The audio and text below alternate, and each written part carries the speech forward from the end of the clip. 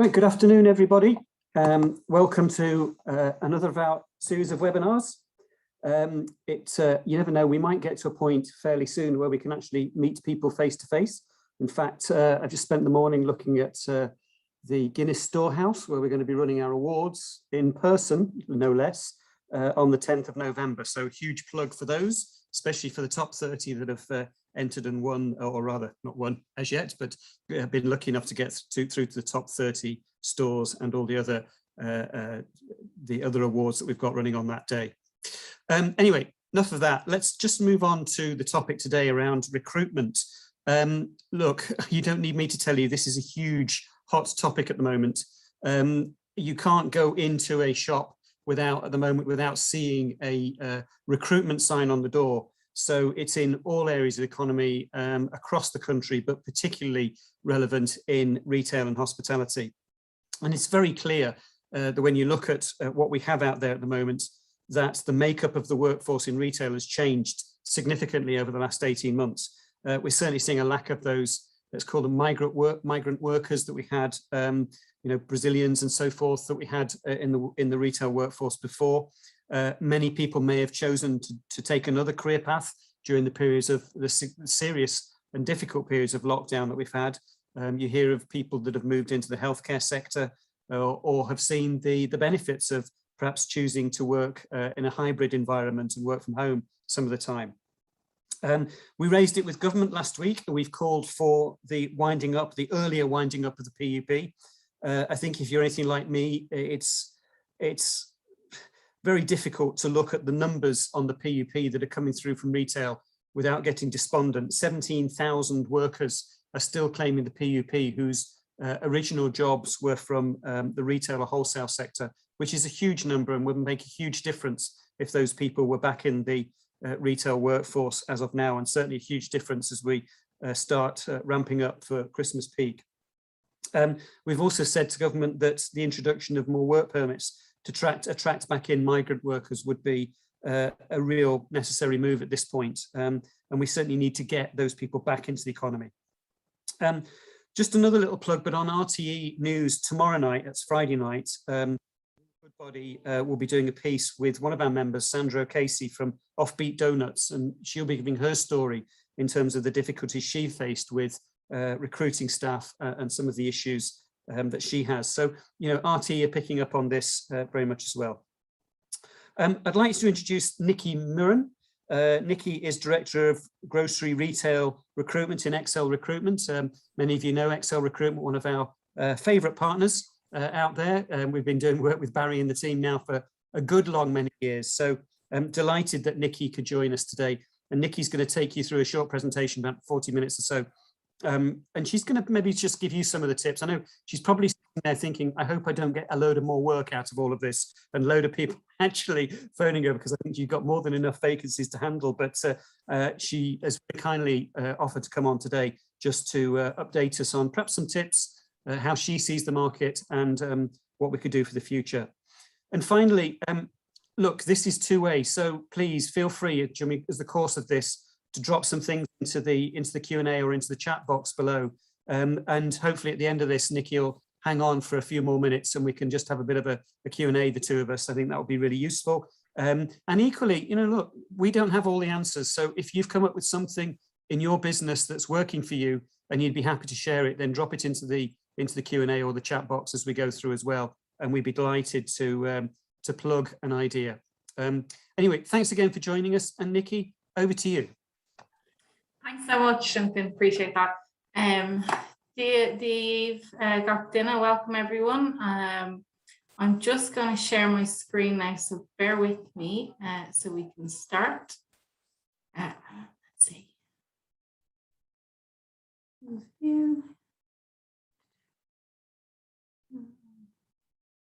There we go. So hopefully now everybody can see that. So thanks again for joining today. Really appreciate everyone logging on. I'm just going to run through a couple of things. So I suppose, first of all, introduction about myself. I grew up in retail, in family's fire business, and I went from that to discount retailing for a number of years as an area manager. before joining Excel Recruitment. So we at Excel Recruitment are established 19 years. So next year is our 20th anniversary. So we're very excited for our birthday celebrations for 20 years. We are also just about to do a big brand relaunch. So exciting stuff ahead. Just in terms of ourselves, we are a specialist retail recruitment agency. When we started on the market, it was fashion and non-food. We've grown and expanded from one office to 5 offices now. So we have offices in Naas, Cork, Galway. There's a number of offices here in Dublin. And it's very much a nationwide service. And we have also expanded into hospitality, events, industrial is big at the moment, and healthcare. So, and we are award winners in with the NRF. We won the overall award, and we've won Retail Supplier of the Year number awards. So we're very much in partnership with the retail trade, and it's very much what we're about, who we are and what we do. Just to cover off on what we're going to cover today. Just make this more perfect. So we'll just fly through a bit about the current employment landscape, and obviously Duncan has touched on a bit of that there today.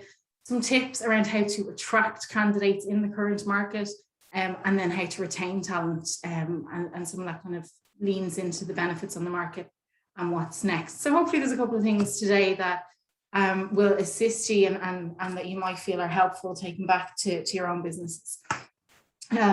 So in terms of the market at the moment, we have supply versus demand. So when you just look at the demand, so the big issue I think is that it's a double-pronged approach, but in that the supply has dwindled and the demand has increased. So there's less candidates and more of a need for them. So obviously with 2020, there was an extra 2 billion in grocery sales, which is incredible. That's an awful lot more product to be moved through the store.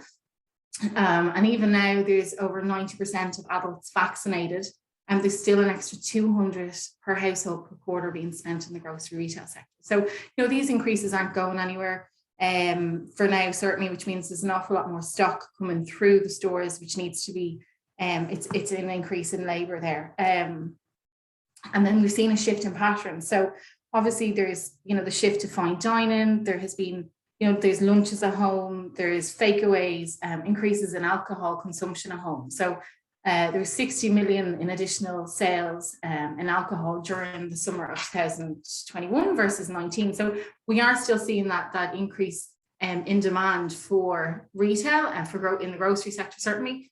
And obviously with that comes the increased demand for labour. In terms of non-food, so we've seen a real shift in customer profile across a lot of the industry. DIY and building trade, we've seen some stores are reporting increases for anywhere from 30 to 70% in some stores. So obviously there's a demand there in terms of the need for talent to come into the store, but also, I know they're facing shortages, so it's not making it any easier. Charity and not-for-profit has seen a shift to sustainability, which also has increased their sales, not so much in city centre stores, but around the country. And so again, there's another one where they're calling out for more staff. Okay, and then in terms of, so that's why I suppose there's an increase in demand for candidates across the industry. In terms of why there's an increase or there's a lack of supply, like I said, Duncan has touched on it a little bit, but a couple of issues also.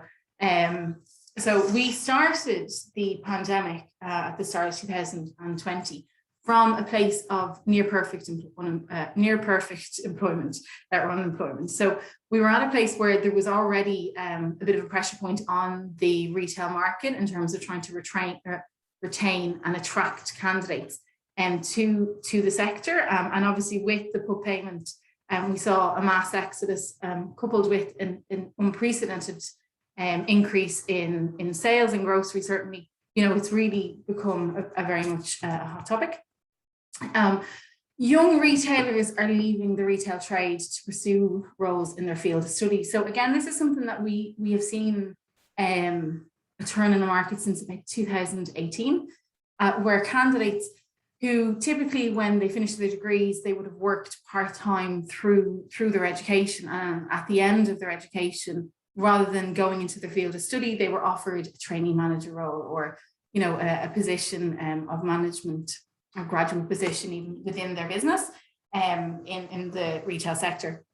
But now there is enough across nearly all industries, there is enough roles at a graduate level that when candidates who had worked, possibly 5, 6, 7 years in the retail trade, when they get to the end of their education and they're ready for full-time work, where typically there was a proportion of them that would have remained in retail, nearly all of those are now pursuing the field that they studied in. So they're able to secure roles in that. And that's certainly causing, issues in terms of supply. Retail, and I think this is one that is something that's a bigger issue across the whole board, but retail hasn't traditionally been seen as a career, more so a job, and particularly at entry level. So it's not necessarily something where candidates were seeing that, yeah, I can join this business, I can work my way up the ladder, and this is a really nice opportunity for me to build my career, and something that some retailers are addressing really, really well at the moment. And they've pivoted back to going through the progression plan in the stores or in the industry, as well as the opportunities that are available to graduates or to young people at the beginning of their career. But it certainly has, there has been in the past a bit of a stigma in terms of it wasn't seen as a career of choice, because the hours can be unsociable, and as I'm sure you all know, it's tough work. Then more recent, I suppose, issues that have caused the lack of supply in candidates. So the PUP payment, obviously they're, in May of 2020, I think we were at 602,000 candidates or recipients of the PUP payment. We're down to 110,000. But like Duncan said, 17,000 of them are coming from somewhere in the retail sector and have not yet returned to work. So there's certainly, issues around that. I know in terms of the timeline, and we did see, the students' PUP payment was ceased just last week or the week before, the 7th of September, I think is the date. And so we were expecting to see a bit of a release on the market of some candidates, but it seems that a lot of those candidates had spent the summer where they wouldn't have been entitled to full-time pay, or they possibly wouldn't have received, job seekers or whatever. But they spent the summer taking their PUP payment and not really having very many places to spend it. And so they now have a small nest egg, which a lot of them are intending to hold through till after their Christmas exams, which means they won't be back on the market for some time either, and definitely not in time to see, us through the peak Christmas period. And so I think the PUP payment has certainly had a detrimental impact on the supply of candidates in the market. Then candidates have left the industry altogether. So again, something Duncan had touched on, but there was the uncertainty during COVID caused an awful lot of our candidates that we would have dealt with for years, who were from abroad but had been in Ireland 5, 10, 20 years, and this was very much their home. But there was a mass exodus of them, and whether they return yet still remains to be seen, and so that has definitely had a knock-on effect then in stores, because there was a lot of retailers where, because a lot of their staff left to return home, the staff that were left in the stores, with the increase in sales in the store, coupled with the fact that they were short staffed, has led to a burnout during COVID. So there is candidates that have left the industry altogether with no intention of returning. And then finally, the next issue facing us in terms of supply has been there's a bigger shift across not necessarily the retail sector, but all other sectors in terms of a shift onto work-life balance. So people that were working in offices have reduced or entirely got rid of their commute from the office or from home into the office, and they have a bit more flexibility around their work-life balance. They have a little bit more flexibility in terms of their working hours, because COVID has forced that upon employers. And so when you compare, your typical office worker to your typical retail worker, that gap has just increased substantially in terms of the work-life balance that was offered to a retailer versus an office worker. And I think, it's such a stark contrast now that it's making retail that bit less attractive to work in, and office work that bit more attractive. So, and I guess that's another kind of area where we can certainly address, you know, as retailers, as employers, where that work-life balance piece is something that we can work on. Okay, so some actual tips. So how can we help, or what can we do? All right, so I suppose when people are looking for retailers, or they're looking for candidates in the market, the first port of call is typically that they would advertise a role, and whether that be on job boards or newspaper, radio, or indeed a sign in their shop window, they write some form of job ad. And so just a couple of points on this, because it seems quite straightforward, but I've seen a number of retailers across the board where they write a job and they possibly pay for that job ad, and it doesn't, you know, produce the candidates that they were hoping for, you know, and they can't understand why. So a couple of things when you're writing a job ad, and these are very kind of straightforward tips, but there's something that we've learned over time, having done them like all day, every day. So that's what we do on a daily basis, is we recruit from, you know, the every day long. And so when you're writing a job ad, so you're quantifying the role, and it's so important that you're actually stating what the job is. So there's no need for a particularly fancy title. And if anything, it very much deters people from applying in for the right role for their skill set. So I had a retailer who had spent quite a bit of money advertising a role as a senior sales executive, but essentially it was a sales assistant to sit on the till in one of their stores. And they didn't get any applicants in, and the applicants they did get in were you know, very expensive in terms of what they were looking for, and they were overqualified. And so it's about making sure that you're explaining this is the job. And also, a sales assistant title will rank better on Google than a senior sales executive will, because they know that there's more hits on a sales assistant role. Also, when writing a job ad, so you know, as simple things like where is the job, what are the experience that you need, what does the job involve, and then really importantly the contact details. So you know, very simple, straightforward things, but making sure that you have them in it. And then most importantly, and I suppose something we've learned from our time in advertising roles, is that you are writing a job not to sell, not to dissuade people from applying, but to encourage them to apply. So very often, you know, when I ask retailers, they can't understand how a job hasn't produced results, or a job ad hasn't produced results for them. I'll ask them for the ad, and it will start with, you know, you must speak English, you must have a stamp for visa, you must be flexible in terms of hours, you must want to work with customers, you must have X amount of years experience. And what that's doing is it's deterring people from applying. It's saying, well, you're nearly turning people away, and it's not telling the candidates what you're offering them. So we would always start a job ad with, instead of you must, we would start job ads with we offer. So we offer great work-life balance, we offer exceptional pay rates, we offer a lovely culture to work in, we offer, you know, a really nice environment with a really well supported team around you, we offer, you know, nice rates of pay. But those ads rank much better, and when they get more applications, or when they get more hits online, the search engine then continues to bring those job ads to the front of the searches, and so they get more hits. So it's a snowball effect. So just a small piece around actually putting together a job ad.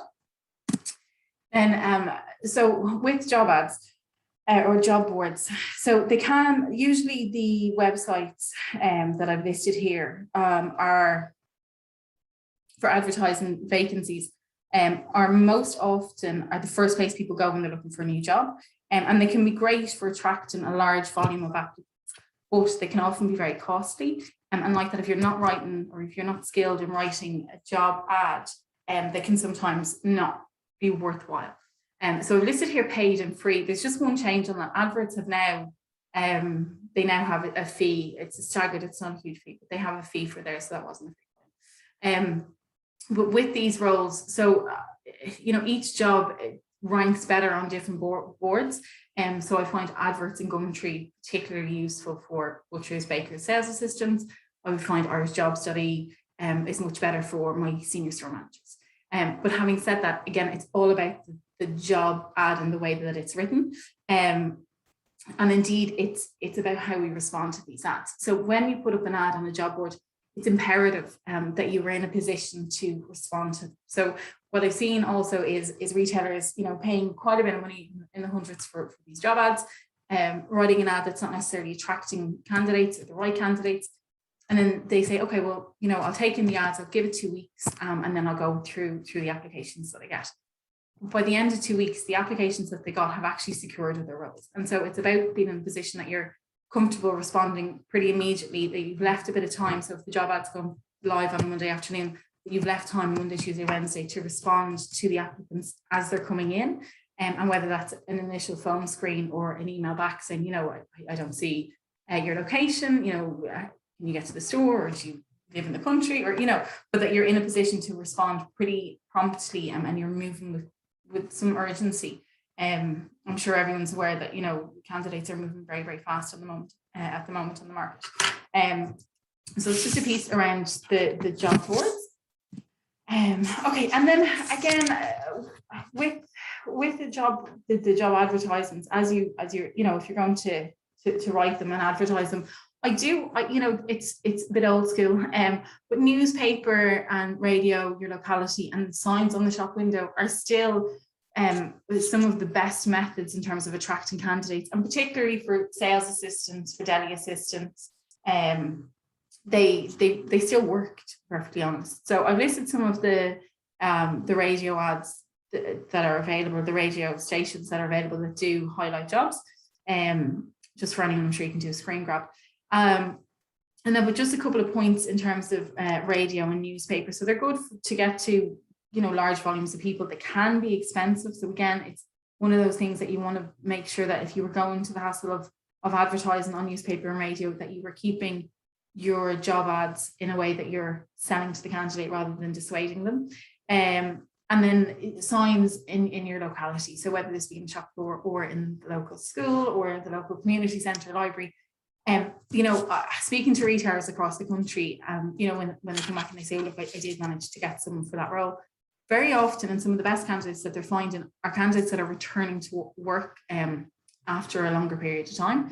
And they are typically the candidates that they're finding from advertising the locality. So whether that's, a candidate who was looking after their family and has finished around their family and is looking for a certain amount of hours, and but that has worked well for a number of our retailers. So it's possibly one to note. There. All right. Then attracting candidates to the current market. So in terms of advertising on social media, obviously you've got LinkedIn, Twitter, Facebook, Instagram. To be fair, LinkedIn is a really good forum, and it can be really useful. I find that it can be useful for certain roles. So there is roles that it works for and others that it doesn't. And if you're on LinkedIn writing 2 lines saying, hi, we're looking for, doesn't really work. You're going to need a picture to attract attention with it. And then you're going to need to reach out to people on LinkedIn to share and comment so that it doesn't get lost in the feed, as it were. And just on LinkedIn, you can also, if you have a business page, you can also pay LinkedIn for an ad. They are costly, but for senior roles, they can be worthwhile. For more junior roles, like entry-level roles, I've not seen it work ourselves, to be honest. I think Facebook, in terms of entry-level roles, can be a really useful tool, and particularly if you have a business page that has any sort of following. Typically, those followers are in your locality, so they're somewhat local to your store, so typically they can get there. And so I can find it can be a really nice one. And if you spend a little bit of time on Facebook, again, if you have a business account, and there is certain pages, I think I put up there, the Leinster Job Fairy or Cork Jobs, but there is groups that you can go into which could have 20,000-30,000 followers, and you can post from your business page, you can post what you're looking for.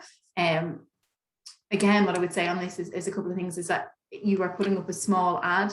I would always include a picture. I would always write the ad again so that you're selling to the candidate, and that you're including an address that they can contact you on, or that you have someone manning the DM box, so the box where they message you directly, that you have someone who's able then to reply. Because often on Facebook, rather than sending in their full CV, they will send a private message saying, I'm interested. And so it's up to you to then respond and say, that's great, really glad to hear from you. and ask some questions so that you can gauge if they are potentially a good match for yourself, and then you can from there ask them for a CV or to come in. But I do think that the Facebook, if it's used correctly, can be a really nice tool, particularly for the entry level roles. And you can also, if you have a business account, you can do paid advertising on Facebook. Again, it can be expensive, but it's one of the ones that we have found retailers are finding quite. Okay. So attracting candidates in the current market. So obviously we've spoken a little bit there about advertising across a couple of different forms, but some other things that again are working with or working for our retailers is basically networking. So whether that be through past employees, or we're happy to recommend you through the people on your team, mutual connections. This can work out really well, because if you were doing it right, you are getting more of the same in terms of you're picking some of your employees that you really like and you're very happy with, and then you're encouraging them to find like-minded people to bring into your business, and then it boosts the esteem of your current employees, because they feel valued, because you're reaching out to them to bring people in. It can go terribly wrong if you aren't informing them really clearly from the outset of what you're looking for. So in terms of like, this is the hours that I would expect, this is the background that I would like that person to have. And because often if, someone recommends their sister, mother, auntie, uncle, they can get a little bit put out if they're not hired on the spot. So it's one, it can be a great tool, but it certainly is one that needs to be mindful when you're doing it of, I suppose, how it will affect your current employees. And I've heard of a couple of retailers where they're offering incentives, small incentives to their staff to get CVs in. So there was a retailer who was offering vouchers saying, if you can get 5 CVs from 5 of your pals for the part-timers for the weekend shifts, 5 CVs got you a voucher. So, that kind of thing, there's no harm or no reason in not trying to think a little bit outside the box. So then again, just in attraction. So a couple of things, I probably touched on most of them, but I just wanted to make sure that I had. So one, I suppose, is moving with urgency, and I can't emphasize that enough. So if you took nothing else from today, it would just be to move through the process with haste. I'll give you an example of something that literally happened this morning. So we had a candidate out for a job. We had screened her yesterday. We done reference checks with the previous employer last night. And we had her booked in for an interview this morning. And on her way there, she stopped to get a cup of coffee and mentioned to the manager in the shop that she was going for an interview in a different retailer, and was offered the job on €1 extra an hour that morning, and is starting tomorrow. So, it's the market is not crazy at the moment. And so moving with haste, but obviously with caution. Like I wouldn't, I still reference checks and background checks are still obviously very important, but moving through the process with urgency is certainly something that will help you. Company introduction. So again, this is when we go to interview. So not to do a huge generalization here, but with retailers, very often in the interview process, we have found in the past that during the interview process, it has been a kind of a one-way conversation in terms of what can you do for us? Why should we hire you? What do you bring to the table? More and more now, I'm encouraging our partners, our retailers, our employers to spend a proportion of the interview towards the end, if you like the candidate, and then reinforcing why they should come to you. So not only why you should hire them, which is up to them to tell you, but why they should come to you. So why they should engage with you. So, that's great. Thank you so much for your interview today. You've answered everything. I just wanted to tell you a little bit more about us as a company, about the opportunities with us. I want to give you a really nice example of, someone who started with us a couple of years ago and how they've progressed in the company. And also here's some of the benefits that we offer. So you might not know this, and then getting into it. And I think that 5 minutes at the end of an interview makes a huge difference when it comes to candidates deciding who they will accept a job offer from. It's not necessarily about money, but benefits do play a huge part in this.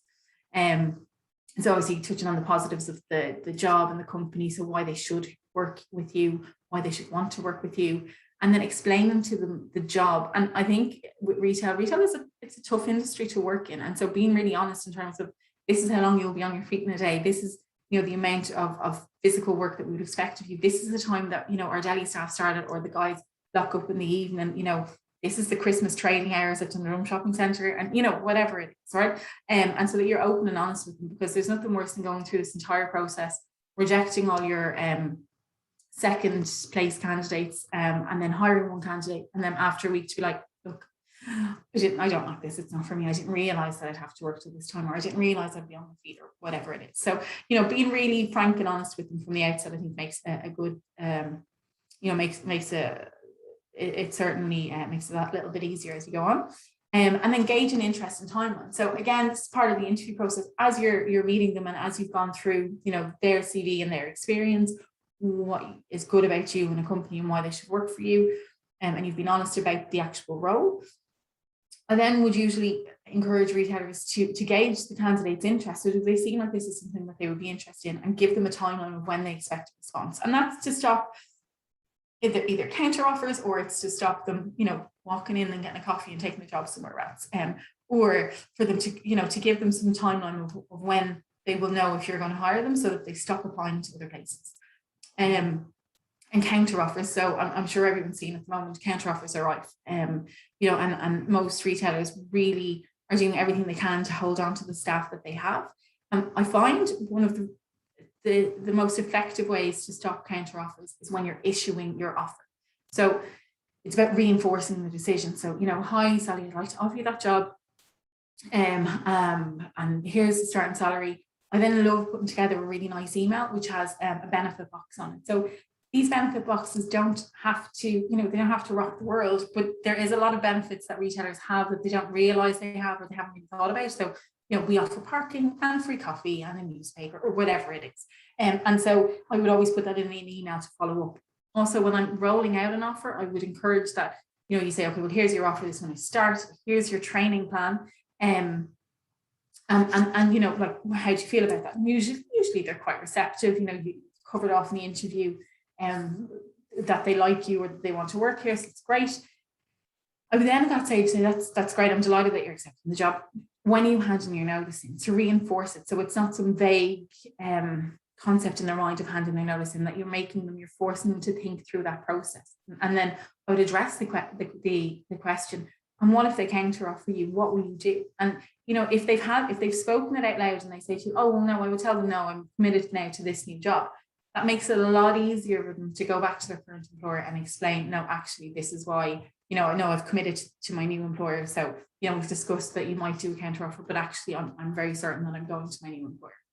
And then I would, like I say, I would reinforce that with an email to them after they've accepted, with, their contract where possible, a training plan, and a benefit box, and a really nice email saying, we're thrilled to have you on board. Those emails, while they seem really straightforward, make a huge difference in terms of stopping counter offers. So I'd highly recommend them. Again, these are simple things, but I think they're things that are easy to implement, and that we have seen work time and time again. All right, how are we for time to work?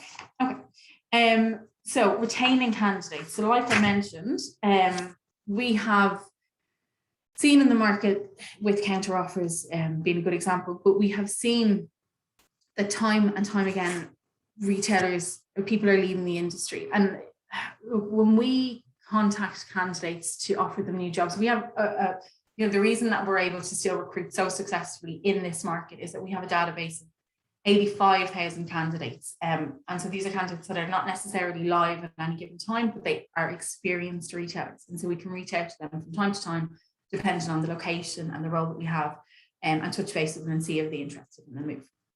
And so what we have found over the last number of years is that candidates don't necessarily move job because they're going to get more money in the next job.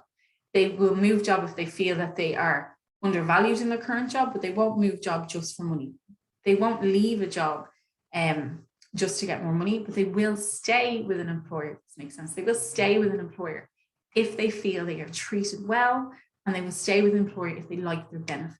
And so that is one of the best ways to retain talent. It's not by throwing more money at them. And if anything, that's probably one of the least productive ways of retaining candidates, because typically if you just give them an extra couple of euro, €1,000 even, you will keep them for a short period of time, but ultimately the reasons that they want to leave in the first place are still there in 6 months and 3 months and 9 months.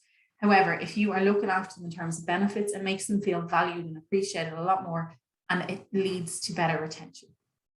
So there's a couple of things here in terms of what employers' benefits that they think are important. Healthcare ranks really high, pension ranks really high. And yeah, and so they're bring on to the next slide, probably that makes better sense. So there's 4 issues on the market at the moment where, you know, and this is again, not so much for attracting candidates, but to retain them. So pensions, health, holidays, and flexibility. Flexibility is a fairly new one to the retail industry, but it's certainly, you know, we're seeing it come up more and more often, where candidates were contemplating leaving the retail sector, and when they approached their employer, they said, well, look, you know, you could do your job over 4 days, or actually, I'm sure we could work something out where you could do a couple more day shifts and we can get better support in the evenings, or, you know, yes, we can do weekend on, weekend off. And some people do it really well. Some retailers aren't in a position to. But that one has certainly come onto the market more. You know, I know some in-store HR managers that are now working from home. I know some retailers that the pandemic forced them to put themselves in a position where they could drop kids earlier in the morning before they joined work, or before they came to work, and they've continued to do that after. And now if you ring them, they won't leave their current employer because, well, they are, you know, accommodating them in terms of doing school runs or crash runs. And so flexibility is one that I think as a sector, we definitely are seeing that it's one of the reasons that people are not staying in the sector. So it's one of the things that I think as a sector we're going to have to address, or we're going to be forced to address, really. In terms of the other benefits of pension, health, and holiday. So just a kind of a quick snapshot, because I don't think going out and offering pension, health insurance, and extra holidays is a solution to everything. But I just think some interesting information on it. So pensions, in terms of what's good on the market, it will be 5%. In terms of what's great on the market, will be 10%. The industry norm will be 5% contribution towards pension. So, and you know, it is one that is definite reason that more experienced candidates would stay, or would stay with their current employer. In terms of health insurance, so health insurance is ranked quite high in terms of retention, so why people wouldn't leave their job. You know, the hassle or the uncertainty of leaving their health insurance plays a factor, possibly bigger than I would have imagined 5 years ago. So what's good on the market is a discount scheme. What's great on the market would be health insurance for yourself or your family, and the industry norm would be a discount. Now, when I looked into this a little bit more, the likes of Leia and VHI, they offer for smaller organizations to any size, they do offer discount schemes at a very, very low and sometimes free service to retailers. It's just a matter of signing up. And so, you know, being able to say, well, we offer a group discount scheme is not actually costing retailers anything. Now, so it depends on the package, but it is definitely one that's worth a follow-up phone call to see what's available out there. Because, you know, really, if you can get together a list of benefits that you are offering to your employees at as low a cost to yourselves as possible, you know, it absolutely makes sense. And then just in terms of holidays, so holidays, the industry norm will be 21 days. They go up to 26. What we're seeing time and time again is, and again, in terms of retention, it's very, it's working. So is length of service. So a reward over length of service in increase in annual leave. So some of the bigger retailers are offering, you know, you start on 21 days, but we increase over an extra day annual leave a year. So after 5 years, you get to 26 days. And you'll be amazed the amount of candidates that when you approach them to make a move, they're like, no, I won't. I've got up to 26 days. And it really matters to them. And it's, you know, it's enough for those retailers to retain their talent, which is, you know, half the battle. So we had put together a little bit of a survey ourselves over the last couple of months in terms of, as we were approaching, like I mentioned, we have a huge database of talented retailers. And so as we were approaching them, we were taking note that a number of candidates weren't eager to move. And so we had put together a sample survey, I suppose, of the reasons that candidates had given us as to why they're not making a move. Now, I didn't put salary in this because I think salary is a little bit skewed at the moment. It's not a great example. What I will say is that their salary, when salary comes into retaining, or why people won't move, they will move if they feel they are unfairly paid. They won't move for more money on its own, but if they feel that they are undervalued or unfairly paid, they will absolutely prompt them to move. And if they feel like they are fairly paid, that's not enough for them to move, is for more money. Hope that makes sense. Okay, and then so in terms of why people are moving, I've listed them here. So this is why people that we approached, retailers that we approached, why they are reluctant to move. So they're seeing career opportunities within their business. So not necessarily straight ladder, but they know that there's options to move into head office function, for example, or, you know, they know that if they work in this particular store, they could become an area manager in a different, within the same brand, but, you know, not for the same store. So they're seeing that there is career opportunities, so they feel like they're on the right path. Progression, so if they feel like there is progression opportunities in their store or in their company, they'll stay for that. Work-life balance and flexibility. So this is the I suppose hardest line that we get back. If a candidate feels that they have a bit of flexibility in terms of their scheduling, whether it's a thing that their manager will allow them, you know, some time for their family or for their own interests, that will stop them coming forward as a candidate. That will absolutely retain them. If they feel they have a nice culture, if they feel they have a voice in the workplace. So again, this is one that doesn't cost the retailer or the employer, you know, an awful lot. But if they feel that they are listened to and they are part of the decision-making team, and even if it's just that they're included in it, that will keep them, that will retain them. Inclusion, so that they feel like they're part of a team and they wouldn't let their team down by leaving. Fair pay, like I mentioned. Holidays, I mentioned, so particularly staggered holidays or an increase in holidays with length of service, and fun perks. So this one is really interesting to us because there's a couple of companies where they offer, so Krispy Kreme, for example, offer a perk box where, and they're small perks, and they're discounts in, you know, high street stores. I think they do bowling vouchers or a cinema voucher. They're not expensive in terms of what's on offer. However, it's an absolute deal breaker for people like leaving. People, you know, if you approach someone in that business, they wouldn't leave because they're so they feel very lucky to have those perks, those fun perks, and particularly the younger candidates, or I suppose the more junior candidates. But they're really appreciative of that, and it definitely builds that little bit of loyalty, which, you know, certainly would make a difference at the moment. So again, this, you know, some of these aren't relevant to the Irish market, but I thought they were interesting to see. So retaining talent and who's doing it well. There's a list there. I don't think there's any real point in talking through them. I've also listed the benefits. So, you know, I would strongly recommend, and, you know, we would do this with some of our independent stores, where there's, you know, a small team of staff, and when they come to me with a job offer, you know, I would say, look, I need you to put together a benefit box. And very often, you know, we don't have benefits, it's just a wage. But actually, I would have a list of 30, 35 list of benefits, and I would go through it with them. And by the end of it, you know, they're really surprised that, well, we actually do offer quite a bit. So like I said, everything from free newspaper to one company give your holiday off. So you get 1 day extra annual leave a year, but it's on your birthday. And, you know, it's small things like that. A Christmas bonus doesn't have to be huge, a small one for all voucher.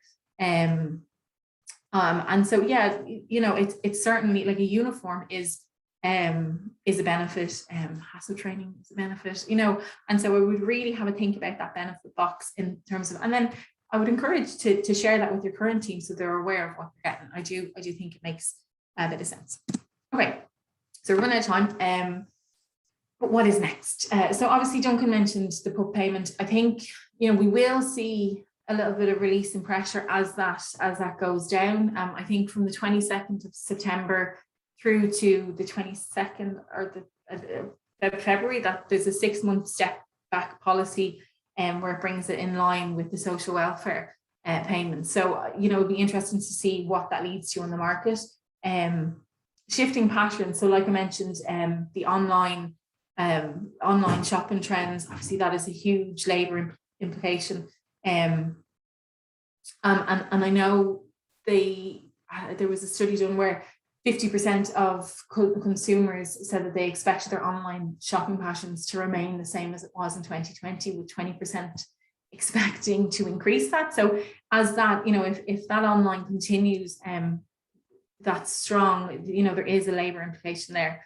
And we're a shifting mindset as retail as a career. I think this is one where as a sector, you know, we really need to look at what we are offering in terms of benefits, in terms of flexibility, and in terms of career progression, and really looking at retail as an employment opportunity of choice.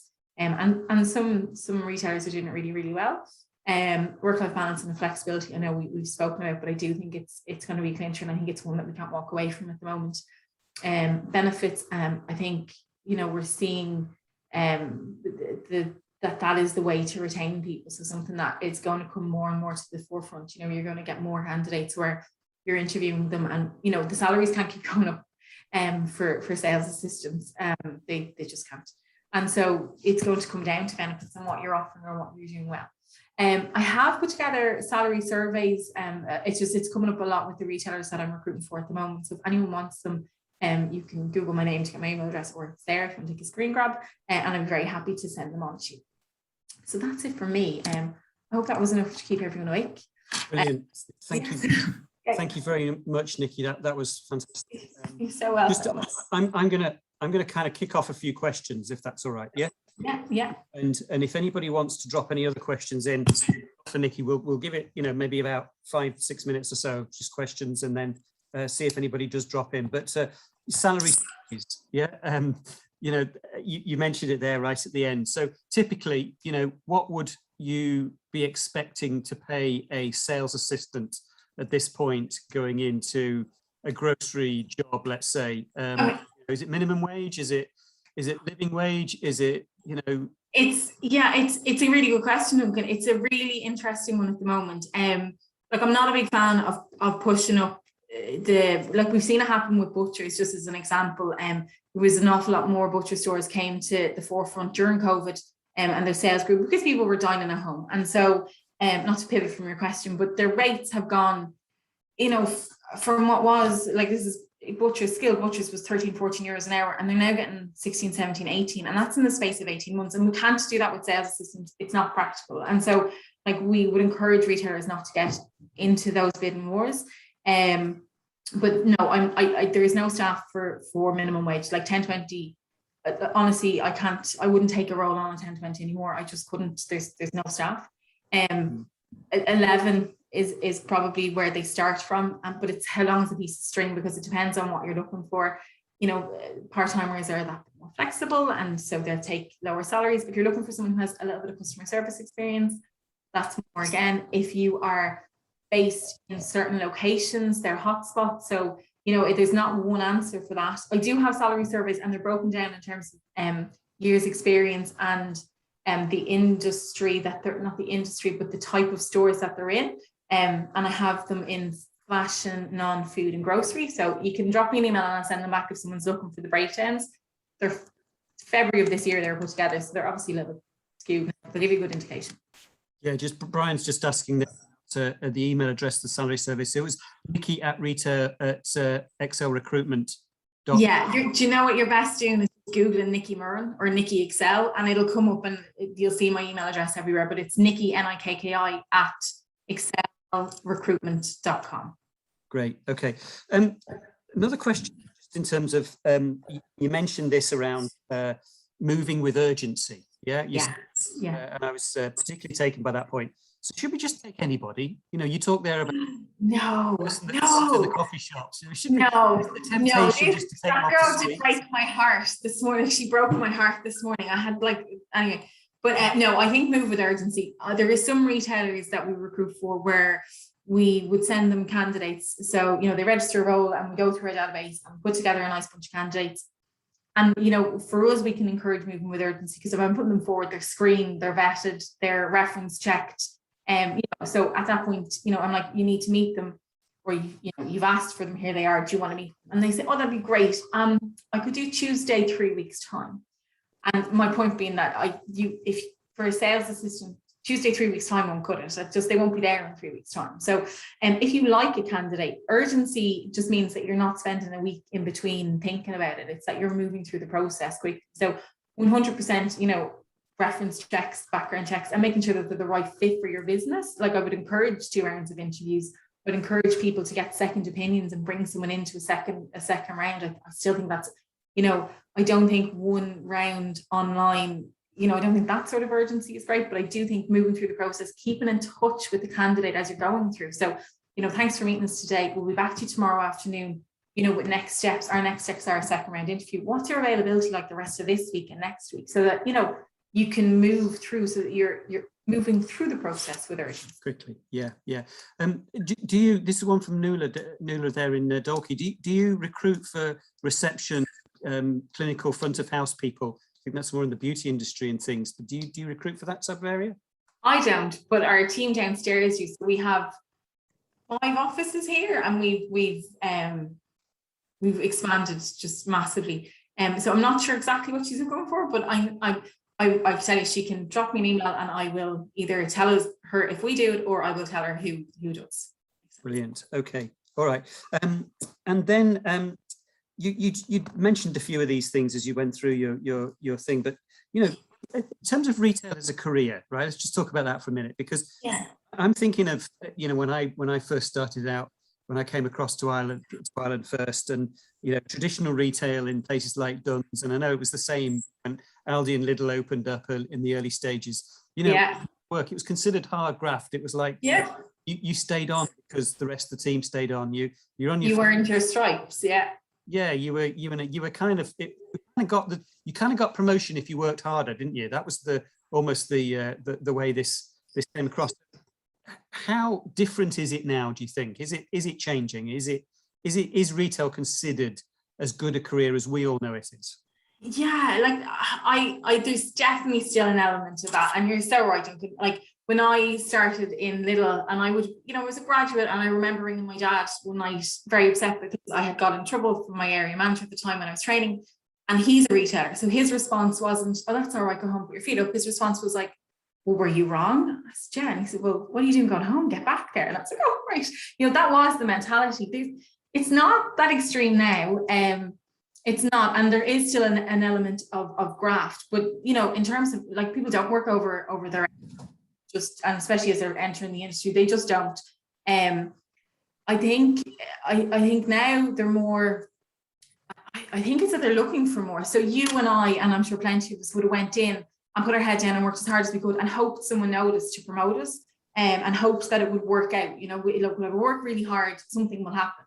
Whereas now they're coming in and they're saying, well, I'll work exactly as hard as I'm being paid for, thank you, for the most part, but I expect to know what's next. I expect that there's a path here. I expect that there's training available to me. So not that someone will show me over their shoulder when they get time, but actually I will get certified training. I will be taken, to be put on these courses, and they will talk about my future. And, so it's more around those things. And look, I talk to retailers, I recruit all day, every day, and I talk to retailers all day, every day. And like, it's an amazing industry, and with some incredible people, but it's not necessarily seen as that when you leave school. It's not necessarily seen as that when you leave college. That's something as an industry I'd love to see us all work towards together. Yeah.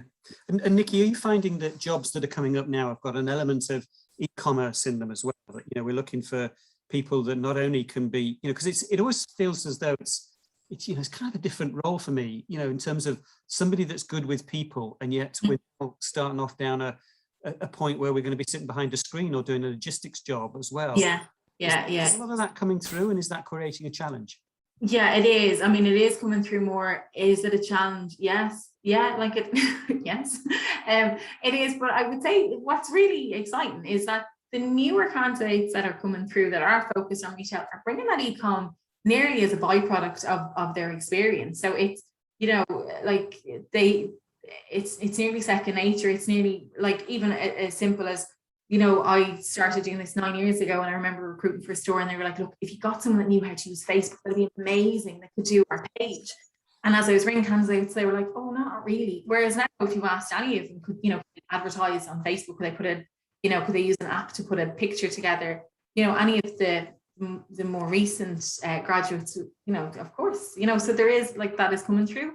And e-com itself, there's some companies doing it really well, and there's definitely a shortage in terms of qualified and experienced e-com candidates, but like that we have some nice ones that we've dealt with and placed over the years, and so they have developed the people underneath them, so they are there, they do exist.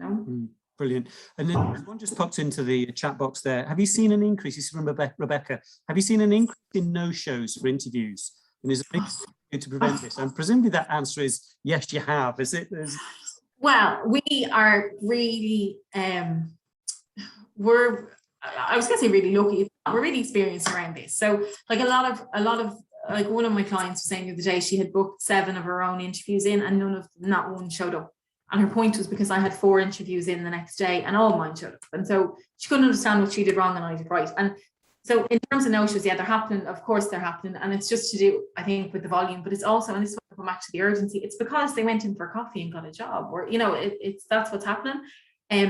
We're fairly strict around quantifying the role and candidate from the outset. So, you know, before I book you into an interview, I know exactly why you're moving job, and based on why you're moving job is relevant to the job I'm sending you to. So the candidates that we're looking after generally want the roles we're sending them to, and they're in the right location, they have the right career opportunities. And again, going back to the benefits, I've sold them the benefits. So they're not going in, you know, with what this client was doing the other day. It was, you know, she got a CV, she rang, she said, hi, yeah, I have that job, come in and we'll have a chat.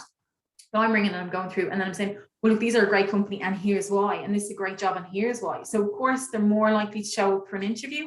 And that goes back again to the writing of the job ads. So if you are selling from the job ad, you know, are you going to show up to a job ad where they say, you know, you must have English, you must have this, you must have, or will you show up to one that says, we offer, you know, so it's, again, like there is ways around it. There's always going to be an element of no-show. So and things happen, you know, accidents and everything else on the way. Like there's always an element. Yeah, brilliant. In general, and just there was, I mean, on a similar sort of vein, Marie here has gone asking about, have you experienced people starting work for a few days and then not bothering to show up after a few days? You know, the in and out situation. Yeah, does that happen? Of course, yes, it happens. It's not really regular with us. Again, like they've gone through a lot to start a job through us, but I know a lot of clients are seeing it an awful lot, and that's when they're coming to us where they're literally at their wit's end. They've spent the money on the ad, they've written an ad, they've done, you know, 4 rounds of interviews over 6 weeks. They offer the job, they don't send a contract, or, you know, whichever, and then the candidate comes in and does a week and they're gone. When you have, and again, that's back to what I was saying, is that when you've done all these other steps in terms of selling the job and quantifying them and their interest and your job and what you're offering, first couple of weeks are always really hard. Like they are, like it's, you know, it's intimidating to do a job. But when you've sent a really nice email to say, we can't wait to have you here are our benefits, this is what we offer, there's less of that. And then also, you know, when our candidates go in, for the first week, we'd be like, you just need to put your head down. It's scary, don't worry, it's scary. It doesn't matter what age you are, how long you're doing it, a new job's scary. But then we're checking in with them after a week and they'd be like, oh, I'm not sure on this, nobody's very nice. And you know, and we're still, it's not not very nice, it's that they're really busy. And so when you know, I think if you stay in contact with them and find those 5 minutes, I know everyone's busy, but finding those 5 minutes, if you're not using an agency so that you do it yourself, saying, we'll get there. I know the first few weeks are, you know, traumatic. And because if you're not doing that, there's other people out there that are now ringing the CV that they hadn't got to 2 weeks ago. And so I think that's what's happening. If a candidate sends 10 CVs and you pick them and hire them quite quickly, someone will ring them in 2 weeks. And, you know, if they're not loving where they are, or you haven't sat down and talked or checked in with them, still haven't sent them the contract, you haven't told them what's on offer, you haven't talked about their future, you know, that's the market at the moment. So they will, you know, they'll just take a punt on the other role. Yeah, that induction period is really important, isn't it? Yeah. Nikki, it's 4 o'clock. We're going to have to wrap this up. I think we could have gone on for another hour, actually. No, I can't. That's all my time. And nobody wants to hear anymore. Listen, that's fabulous. A big thank you, first off. You're so welcome. And then an apology, Nikki, because I suspect that you're going to get a few emails after this. Put your email address up here, so you're probably going to end up with a few in your way. And but sure, look, you've you know, we do this for good times and bad, so it's that's it, we're in it together. All right, listen, Nikki Murren from Excel Recruitment, thank you so much. Thanks to everybody else. Thanks so much for having me. Absolutely, thank you, and best of luck, everybody. If there are issues, you know, around this, please feel free to email us or get in touch. Thanks a million. Cheers, Nikki. Bye. Bye. Bye.